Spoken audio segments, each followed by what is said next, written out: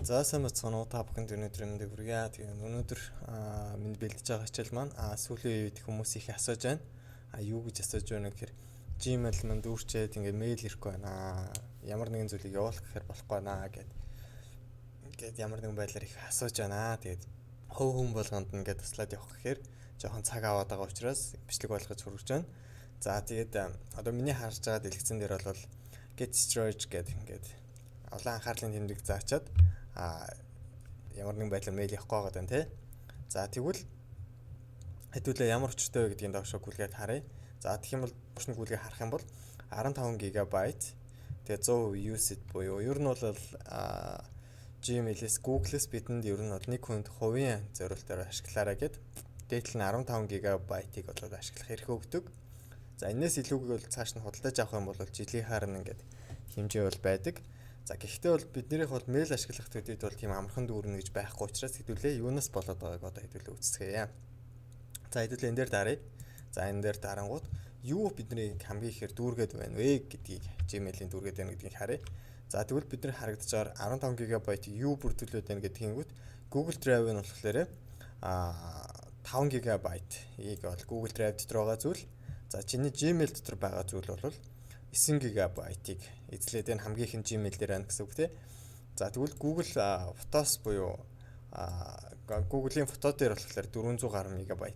За гэхдээ зарим тохиолдолд бол ихэнх хүмүүсийн уцаа Google-тэй синк гэ холбогдсон байгаа нөхцөлд бол энэ амир их болоод дүүрсэн байгаад байдаг.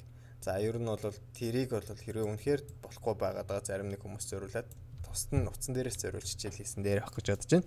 За одоо хэдүүлээ тэгвэл за Gmail хамгийн ихийг эзлээд байна. За Google-ийн хоёрыг үзье. За тэгвэл хэдүүлээ Gmail руу орлоо хамгийн ихийг эзлээд байгаа юм бол за search хэсэг байдаг. Тэр фильтр дээр дарчие. За дарлаа. За тэгэнгүүт энд доор size гэж байгаа. За энэ дээр хэдүүлээ хайлтан дээрээ за greater than хэдээс илүү хэмжээтэй хайх юм бэ гэдгийг гарч ирж байна те. За энэ дээр хэдүүлээ хамгийн багадаа ер нь бол мэйлүүд бол ер нь бол их бага байдаг. За ер нь 10-аас дээш мегабайт мэйл хаягийг таад мэдж байгаа те. 25 мегабайтаас дээш файлыг заавал драйвер дамжуулж явна гэж байдаг учраас 10 мегабайтыг ер нь бол санал болгоод хайгаад үзье. За хэрвээ та магадгүй эндээс цаашаага өөрөөр бас хайж болно. За 10 мегабайтаас гэж хайчих хэвлээ. За 10 мегабайтаас гэдгийг хайсан чинь надад бол маш их хэмжээний 10 мегабайт баг дийлэнх нь 10 мегабайтаас их файлууд байна. Ягаад гэдгийг харах юм бол энэ дээр 150 гэдэг харах шин гүйлгээд хахад ингээд маш их файлууд энд байгаа харагдаж байна тий. Тэгэхээр миний хувьд бол дийлэнх нь бол мэйл хаягаар мэйлээр ирсэн болон явуулсан хүмүүсийн бол мэдээллээс болоод дүүрээд байна гэж харж болохоор байна тий. За энэ бол нэгдүгээрх нь байлж таарлаа шүү дээ тий. За тэгвэл хоёрдугаарх нь асуудал нь юу байсан бэ гэхээр Google Drive-ыг ярьжсэн шүү дээ. Google Drive 5.529 байна тий. За тэгвэл баруун дэд болонд үүдэг 9 цэг дээр дарлаа Drive руу орлоо. За Drive дээр бол дундийнх янз бүрийн Drive-ийн файлууд байдаг тий. За эднээс харж агаад за ер нь бол My Drive гэдээ харах юм бол энэ дотор байгаа файлуудаас харж агаад их хэмжээний файлууд устгаж болно. За recent буюу яг ингээд бүрийн гаргаж ирэх юм бол ингэж гаргаж ирж харж болно. Тэгж байгаа хэрэггүй видео. Ялангуяа ихэнх файл авч яадаг зүйл бол видеотой холбоотой файлууд их байдаг шүү. Тэгээд одоо миний хувьд бол энэ програм хангамж бол хамгийн их файлыг эзэлцэн харагдаж байна. Тэгээд энийг устгах юм бол миний бол storage clean баг нэг хангалттай ашиглаад явахаар болохоор байгаа учраас энийг устгах юм бол ер нь бол болно гэсэн. Гэр нь юм нэлээд цэгцрээд шингрээд явчихдаг байгаа шүү.